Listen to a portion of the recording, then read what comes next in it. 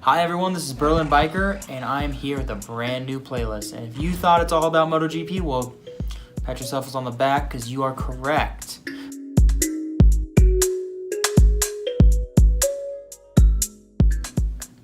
So what to expect from this series? Well, I'm going to throw myself at Moto GP. I have been a petrol head my entire life. I follow the F1 and WEC series, I follow Formula 1, but when it comes to two-wheel motorsports, I really don't have the same desire to spend the early Sunday mornings watching the races and things like that. Well, that's all going to change.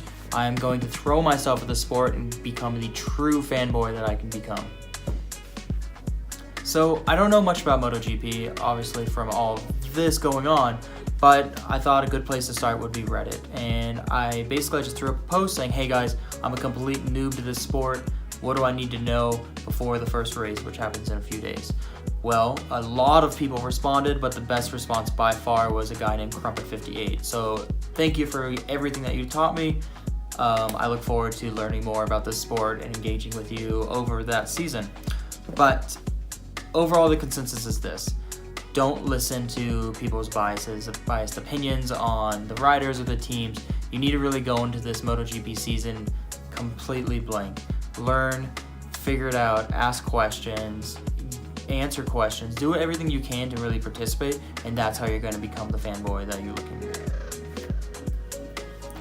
Reddit did say that a good way to get into the sport and kind of just learn at a very large macro level of all of this is to watch a few videos, and I'll link those below, but it's like Hitting the Apex, what else do they call it, the Doctor, the Tornado, and the Kentucky Kid, things like that. I've never seen any of these movies, so I'll link them below and I'll let you know what I think about them when I watch them. One of the biggest things that I learned so far just by scrolling through Reddit is that there are actually 3 different races going on during the weekend. Unlike Formula 1, where there's only Formula 1 happening, there's Moto GP, which is the 1000cc, full liter bikes that the most powerful riders are there. That's where the money's at. That's where the full factory teams are. And then there's Moto 2, which are 600cc 4-strokes that are going to be upgraded to the Triumph 765cc 4-strokes next year.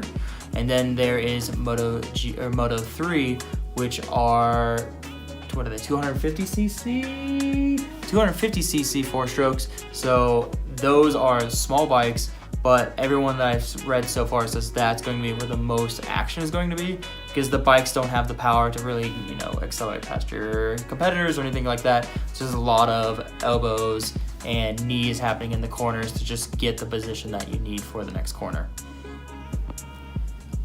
Just like Formula 1, it's not all about the single day race, right? There's a large story happening. The story that happens not just in qualifying, but the practice rounds, and that story kind of goes through the entire season. So I'm really looking to see how the stories align in Formula 1 and how they align with MotoGP.